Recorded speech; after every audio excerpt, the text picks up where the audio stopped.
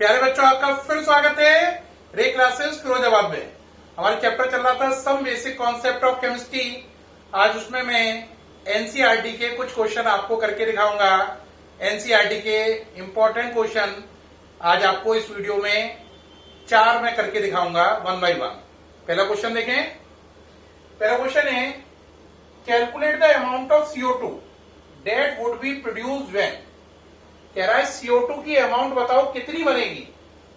पहला केस है जब 1 मोल कार्बन को एयर में जलाया जाता है।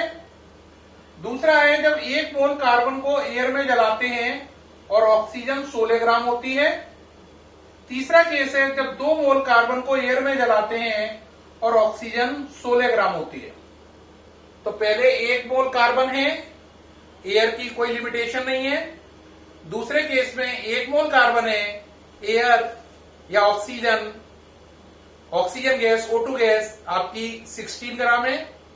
थर्ड केस में कार्बन 1 की जगह 2 मोल है और ऑक्सीजन अभी भी 16 की 16 ग्राम ही है। ठीक, हमें हर केस में CO2 बतानी है। पहले हम सोचते हैं CO2 कैसे बनेगी। देखो बेटा, देखना जरा। देखो, कार्बन O2 से रिएक्शन करता है तो CO2 बनाता है।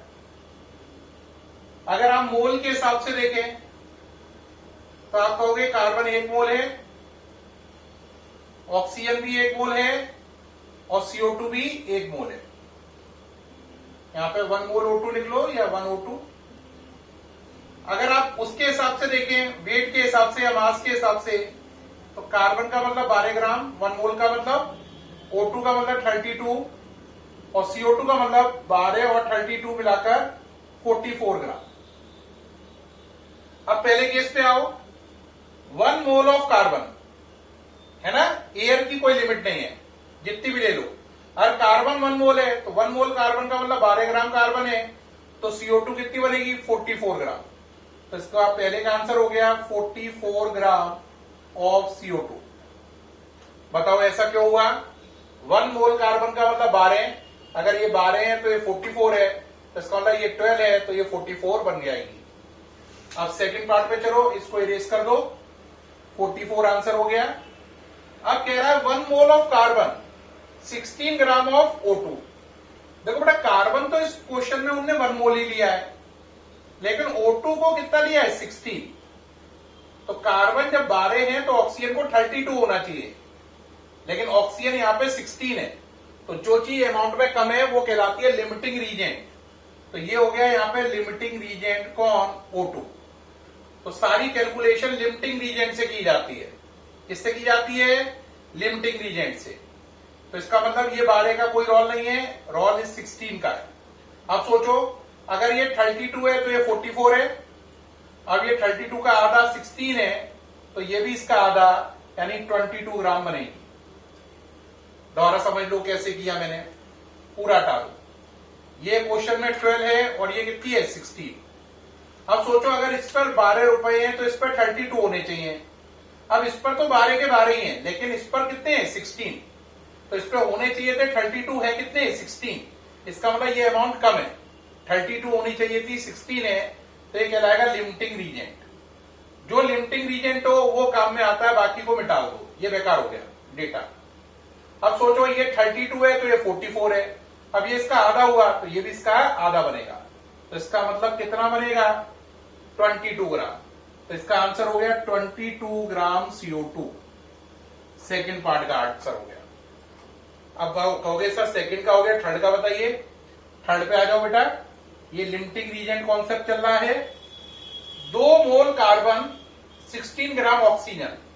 2 मोल कार्बन का मतलब कितना कार्बन हो गया? 24 ग्राम। ऑक्सीजन कितनी रही? 16। अब जब सोचो ये 12 है तो इसे 32 होना चाहिए, और ये 12 का डबल 24 हुआ तो इसे 64 होना चाहिए था। 12 का ये डबल हो गया तो इसे भी डबल होना चाहिए था, लेकिन ये तो 64 की जगह केवल 16 ही है। तो इसका मतलब इसकी अमाउंट कम है, तो ये हो गया लिमिटिंग रीजेंट। अगर ये लिमिटिंग रीजेंट है तो ये डेटा बेकार हो गया, मिटा दो। अब सोचो, ये 32 तो ये 44, ये आधा तो ये भी आधा, तो कितना बनेगा? 22 ग्राम। तो आंसर हो गया 22 ग्राम CO2। तो इस तरीके से पहले पार्ट का आंसर 44 आया, दूसरे का 22 आया और तीसरे का भी 22 आया। और जो हमने इसमें कॉन्सेप्ट सीखा वो सीखा लिमिटिंग रीजेंट कॉन्सेप्ट। क्या सीखा? Limiting reagent concept. Limiting reagent concept का मतलब होता है वो चीज जो कम पड़ती है उसे लिमिटिंग रीजेंट कहते हैं। इसी क्वेश्चन में थोड़ा सा मैं अपने मन से आपको एक डेटा देता हूं। ये तो एनसीईआरटी ने दिया, वो मैंने करके दिखा दिया। अब इसी में मैं आपसे पूछता हूं एक अपने मन से, ये चेक करने के लिए आप बात समझ पाए या नहीं। अगर वो कहता कार्बन जो है वो 2 मोल है ना, O2 जो है वो 96 ग्राम है, तब क्या होगा CO2? ये मैंने अपने मन से दिया है। अब बच्चे को क्या करना चाहिए, यहां पे लाइन खींच रहे, कार्बन 2 मोल का मतलब 24, O2 कितना लिखा है 96। अब पहले वो लिमिटिंग रीजेंट सोचे, ये 12 का डबल हो गया 24, तो इसे होना चाहिए 32 का डबल 64, लेकिन ये लिखा है 96, तो इसे 64 होना चाहिए था, 96 लिखा है, तो इसका मतलब ये एक्सिस अमाउंट है। तो यहां पे लिमिटिंग रीजेंट कौन हो गया? कार्बन। अब ये 96 बेकार हो गया, मिटाल दो। अब सोचो ये 12 है तो ये 44 है, ये इसका डबल हो गया तो ये डबल हो जाएगा, आंसर हो जाएगा 88 ग्राम। तो जो नया केस मैंने क्रिएट किया उसमें CO2 का आंसर 88 ग्राम आएगा। यानी बच्चे को लिमिटिंग रीजेंट चेक करना आना चाहिए, है ना। ये बात आपको समझ में आ गई होगी इस क्वेश्चन से। नेक्स्ट क्वेश्चन को प्रोसीड कर रहे हैं। नेक्स्ट क्वेश्चन पे आ जाइए। क्वेश्चन क्या है? क्वेश्चन इसमें नेक्स्ट चले, calculate the amount of copper in 100 gram of CuSO4।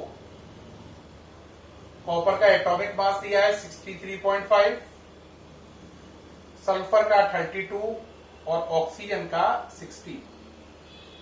कह रहा है अगर कॉपर सल्फेट 100 ग्राम है तो बताओ इस पे कॉपर कितना होगा।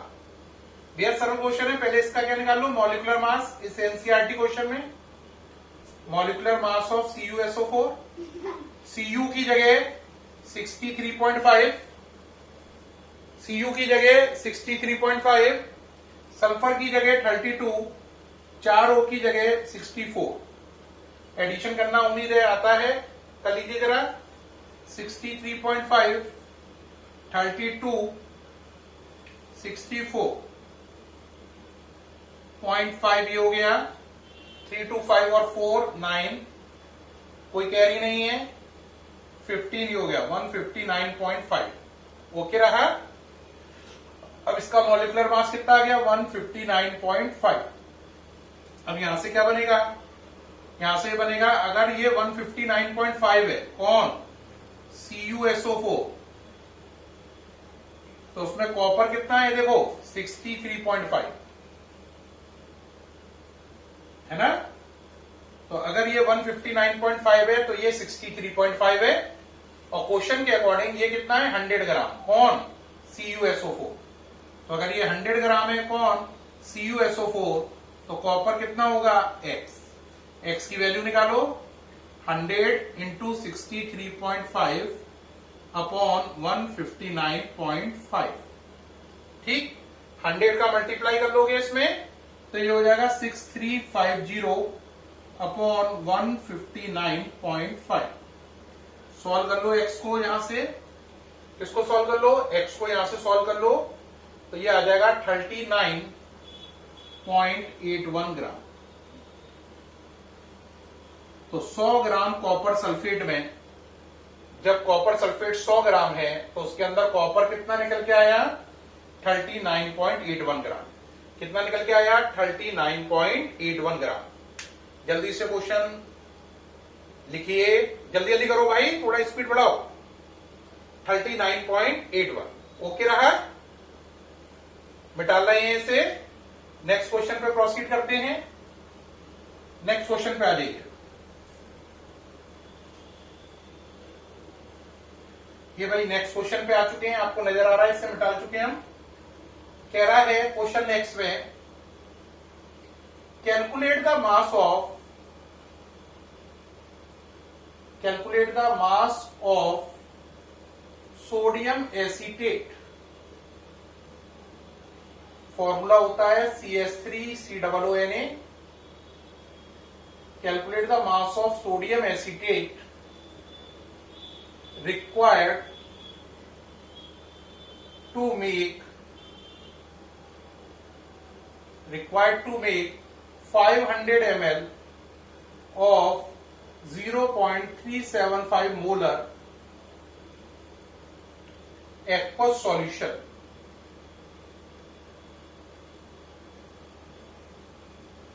क्वेश्चन में गिवन है मोलर मास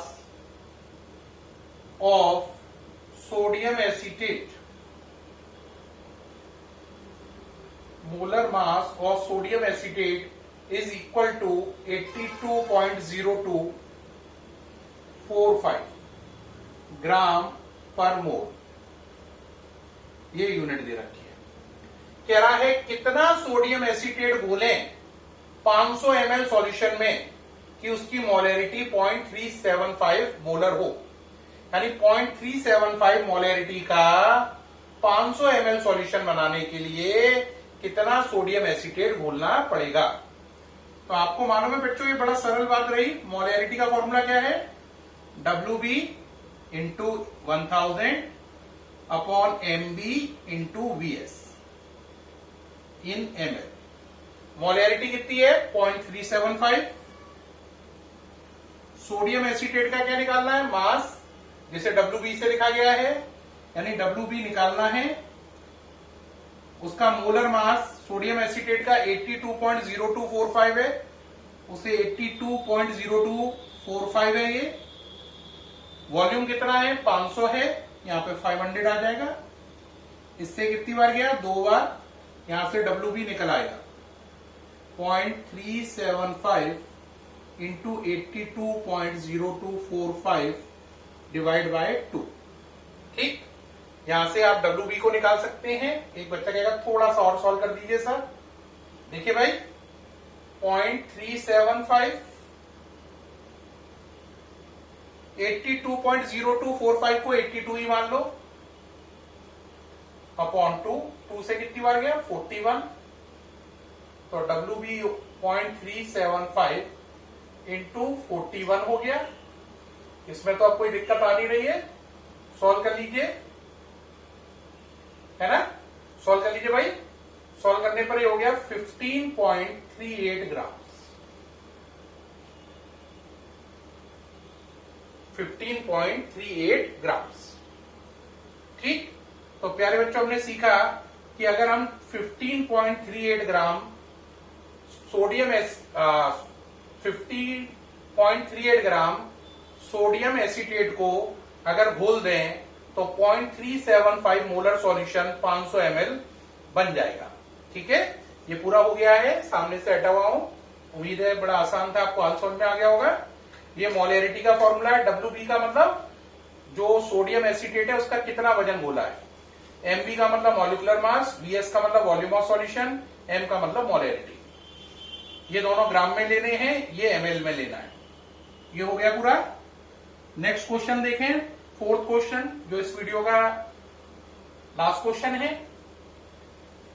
नेक्स्ट क्वेश्चन है आपके लिए, कैलकुलेट, नेक्स्ट क्वेश्चन है एनसीईआरटी का, calculate the concentration of HNO3 in mole per liter।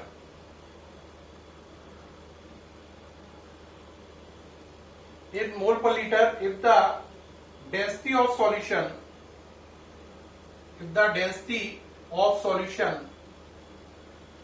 is 1.41 gram per ml, 1.41 gram per ml, and it is 69% by mass, 69% by mass। सामने से हट गया हूं। कह रहा है HNO3 की कितनी कंसंट्रेशन होगी। कंसंट्रेशन का मतलब मोलैरिटी। कह रहा है HNO3 की मोलैरिटी बताइए। अगर डेंसिटी इतनी है और ये 69% बायोमास है, सॉल्यूशन 69% बायोमास है, डेंसिटी इतनी है, तो कह रहा है कंसंट्रेशन यानी मोलैरिटी इसकी निकाल के दिखाओ। तो बेटा मोलैरिटी का परसेंट बाय मास से डायरेक्ट लिंक होता है। Molarity equal two percent by mass into DS into 10 upon MB, molecular mass of solute. तो देखो परसेंट बाय मास कितना है 69, डीएस का मतलब डेंसिटी कितनी है 1.41 इंटू 10, मॉलिक्यूलर मास निकाल लो किसका HNO3 का। कहोगे कैसे निकालें, यहां पे कर लो, H का मतलब 1, N का मतलब 14 और 3O का मतलब 48, सॉल्व कर लो 63, तो इसका मॉलिक्यूलर मास आया 63। अब निकल आया तो इसे मिटा दो, यहां से जगह खाली कर लो, यहां पर कितना वर्ड लिख दो 63 इसका मॉलिक्यूलर मास। सॉल्व करो यहां से 69 इंटू 1.41 इंटू 10 है ना, और अपॉन कितना लिखा है 63। सॉल्व कर लीजिए, मोलैरिटी आ जाएगी 15.44। प्यारे बच्चों ये इसकी मोलैरिटी निकल आई 15.44। सामने से हट गया हूं, जल्दी से नोट करें, ये इसकी मोलैरिटी आ गई 15.44। ओके रहा, कर लिया नोट जल्दी से। अब प्यारे बच्चों ये उम्मीद है ये चारों न्यूमेरिकल आपको बहुत अच्छे से समझ में आ गए हैं, है ना। अब इन चारों न्यूमेरिकल के बाद मुझे उम्मीद है कि आपको कोई डाउट नहीं बचा होगा। फिर मुलाकात होगी आपसे नेक्स्ट वीडियो में नए क्वेश्चन के साथ। Thank you.